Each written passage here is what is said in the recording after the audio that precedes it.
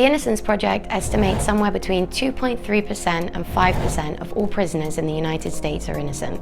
That's between 43,000 and 100,000 people sitting behind bars for crimes they never committed. And each one of those individuals has their own story.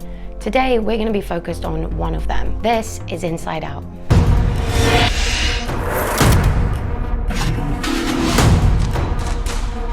Today we're going to be speaking about the case of Robert Roberson. Robert Roberson. Death row case of Robert Roberson. Robert Roberson with Robert Roberson.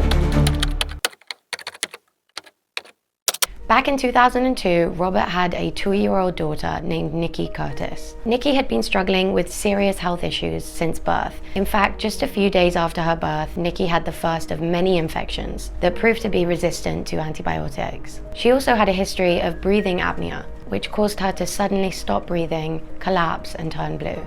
Nikki's health had been declining in the days leading up to January 2002, forcing her father to take her to the emergency room and pediatrician, where her temperature was measured at 104.5 degrees. She was diagnosed with a respiratory illness and sent home with prescription medication. Notably, prescription medication that today would never be prescribed to a 2-year-old. On January 31st, 2002, Robert says he woke up to find little Nikki unresponsive after she had fallen from his bed. He rushed Nikki to the nearest emergency room in Palestine, Texas. Nikki died the following day. The lead detective at the time came to the hospital and found Robert emotionless at the loss of his daughter. The police chief and investigators at the time were convinced that Robert was responsible for Nikki's death. Without much of an investigation, they concluded that Nikki had died from shaken baby syndrome, which is where a child is presumed to have died after being violently shaken. Robert was arrested on capital murder charges, tried, and sentenced to death. At the time, Robert's lack of emotion seemed suspicious to investigators, but what they didn't know then was that Robert has now been diagnosed with autism spectrum disorder, which can affect how someone grieves and expresses their emotions. Symptoms of autism spectrum disorder can include the appearance of indifference in the face of tragic events. And as I mentioned before, Robert was convicted on the basis that it was believed Nikki had died from shaken baby syndrome. Well, the science behind shaken baby syndrome is, well, shaky. In fact, many scientists have since debunked the condition altogether. Research has shown that shaking a baby so violently as to cause death would also break the child's neck. Nikki's neck was not broken.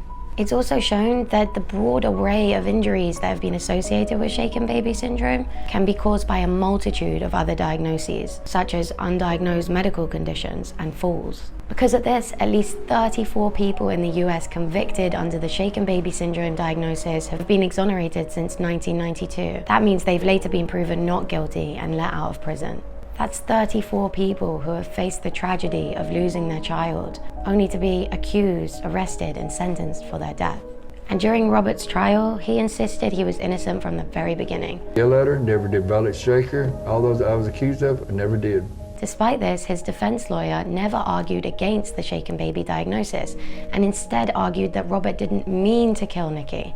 I think if it would have been properly investigated more, we wouldn't be here sitting here now probably, you know. And by the prosecution, Robert was portrayed as having a violent history, and though he was previously arrested for burglary and writing hot checks, he had no arrests or accusations of violence in his past. Now, new evidence presented by Robert's legal team suggests Nikki likely died from undiagnosed pneumonia, which suppressed her breathing and was only made worse by those prescription medications she was prescribed in the lead up to her death. As I mentioned previously, those medications are no longer prescribed to children for their very real dangers. Robert's experts say her illness progressed to sepsis, triggering her fall from bed, leading to bleeding in the brain, and eventually causing her death. And perhaps most surprisingly, the lead detective, who was so suspicious of Robert from the start, has since come forward and said he probably got it wrong. Robert is an innocent man. We did very quickly focus on him to the exclusion of all other possibilities, really. In fact, he met with Robert on death row and expressed regret and guilt over not having properly investigated the case and the possible other causes for Nikki's death. I'm convinced we did the wrong thing. Despite all of this, some of Nikki's family remains convinced of Robert's guilt, citing his alleged history of abuse. In a letter to the press, they wrote, "We do not believe Mr. Roberson should be put to death simply because he is a bad man. We believe this death sentence should be carried out based on the facts of this case, which remain true today."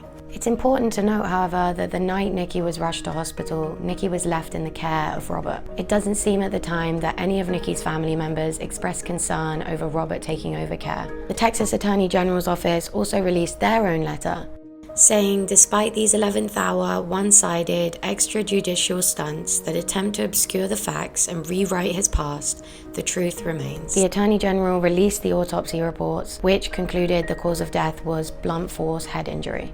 It is of course important to note that an Attorney General's role is to defend the state. This includes defending convictions that have been upheld by lower courts, even when new evidence suggests that the conviction may be wrongful. There is also political pressure on the part of the Attorney General to not admit mistakes, making it very improbable that an Attorney General would entertain the idea that his office could have been responsible for a wrongful conviction, even in a death penalty case where there's a life at stake.